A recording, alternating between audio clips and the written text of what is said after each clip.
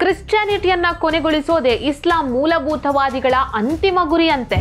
ಈ ರೀತಿ ಹೇಳಿಕೆಗಳನ್ನ ನೀಡಿರೋದು RSSನವರೋ ಅಥವಾ ವಿಶ್ವ ಹಿಂದೂ ಪರಿಷತ್ನ ಮುಖಂಡರೋ ಅಲ್ಲ. ಶಾಂತಿಯುತ ಧರ್ಮ ಇಸ್ಲಾಂ ಬಗ್ಗೆ ಕ್ರಿಶ್ಚಿಯನ್ ಬಿಷಪ್ ಏನ್ ಹೇಳಿದ್ದಾರೆ?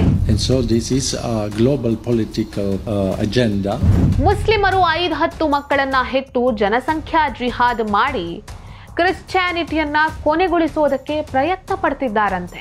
In 30 or 40 years, the majority of the population of Europe will be Islamic. ನಮಸ್ಕಾರ. ಜಗತ್ತಿನ ಅತ್ಯಂತ ಶಾಂತಿಯುತ ಧರ್ಮ, ಶಾಂತಿ ದೂತರೇ ಇರುವಂತಹ ಧರ್ಮ ಇಸ್ಲಾಂನ ಬಗ್ಗೆ ಒಬ್ರು ಮಾತನಾಡಿದ್ದಾರೆ. ಕ್ರಿಶ್ಚಿಯನ್ ದೇಶಗಳಲ್ಲಿ ಜನಸಂಖ್ಯಾ ಜಿಹಾದನ್ನ ಮಾಡಿ ಕ್ರಿಶ್ಚಿಯಾನಿಟಿಯನ್ನ ಕೊನೆಗೊಳಿಸೋದೇ ಈ ಕೆಲ ಇಸ್ಲಾಂ ಮೂಲಭೂತವಾದಿಗಳ ದೊಡ್ಡ ಗುರಿ ಅಂತ ಇವರು ಹೇಳಿದ್ದಾರೆ. ಅಂದಹಾಗೆ ಈ ರೀತಿ ಮಾತುಗಳನ್ನಾಡಿರೋದು RSSನವರೋ ಅಥವಾ ವಿಶ್ವ ಹಿಂದೂ ಪರಿಷತ್ನವರೋ ಅಥವಾ ಹಿಂದೂ ಧಾರ್ಮಿಕ ಗುರುಗಳೋ ಅಲ್ಲ. ಬದಲಾಗಿ ಈ ರೀತಿ ಹೇಳಿಕೆಗಳನ್ನ ನೀಡಿರೋದು ಯುರೋಪ್ನ ಬಿಷಪ್ ಅಥನಾಸಿಯಸ್ ಶ್ನೇಡರ್.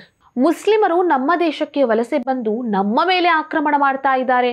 ಇದೊಂದು ರೀತಿ ಜಾಗತಿಕ ರಾಜಕೀಯ ಕುತಂತ್ರ.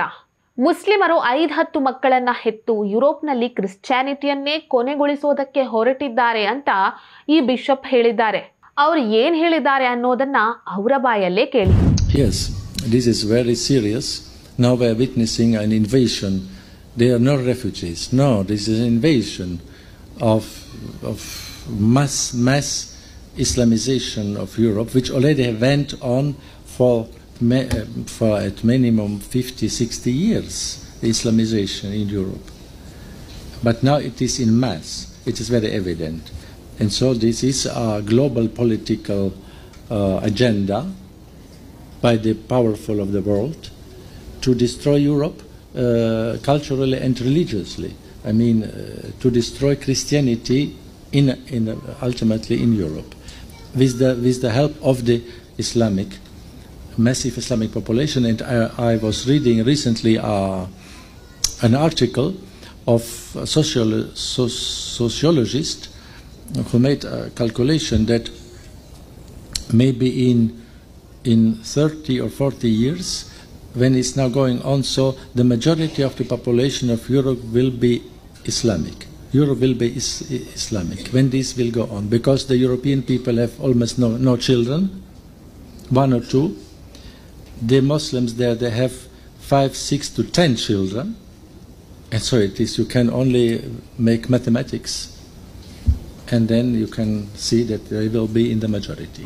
ಸೊ ವಲಸಿಗರಾಗಿ ಕ್ರಿಶ್ಚಿಯನ್ ಕಂಟ್ರಿಗೆ ಬಂದು ಅಲ್ಲೂ ತಮ್ಮ ಶರಿಯಾ ಕಾನೂನು ಜಾರಿಯಾಗಬೇಕು ಅಂತ ಇವರು ಹಂತ ಹಂತವಾಗಿ ಬೀದಿಗಿಳಿದು ಹೋರಾಟ ನಡೆಸೋದಕ್ಕೆ ಪ್ರಾರಂಭ ಮಾಡಿಬಿಟ್ಟಿದ್ದಾರೆ. ಕ್ರಿಶ್ಚಿಯನ್ ಕಂಟ್ರಿಯನ್ನ ತಮ್ಮ ಹಿಡಿತಕ್ಕೆ ತೆಗೆದುಕೊಳ್ಳೋದಕ್ಕೆ ಪ್ರಾರಂಭ ಮಾಡಿಬಿಟ್ಟಿದ್ದಾರೆ.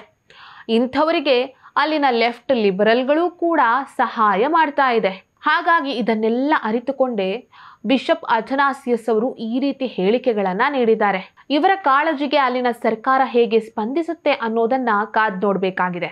ಈ ವಿಡಿಯೋ ನಿಮ್ಗೆ ಇಷ್ಟ ಆಗಿದ್ದಲ್ಲಿ ಲೈಕ್ ಮಾಡಿ, ಶೇರ್ ಮಾಡಿ, ಕಮೆಂಟ್ ಮಾಡಿ. ನೀವಿನ್ನೂ ನಮ್ಮ ಹೊಸದಿಗಂತ ಡಿಜಿಟಲ್ ಚಾನೆಲ್ ಅನ್ನ ಸಬ್ಸ್ಕ್ರೈಬ್ ಮಾಡಲಿಲ್ಲ ಅಂದ್ರೆ ದಯವಿಟ್ಟು ಸಬ್ಸ್ಕ್ರೈಬ್ ಮಾಡಿ. ಹೆಚ್ಚಿನ ಮಾಹಿತಿಗಾಗಿ ಪಕ್ಕದಲ್ಲೇ ಇರುವಂತಹ ಬೆಲ್ ಐಕನ್ ಅನ್ನ ಪ್ರೆಸ್ ಮಾಡಿ.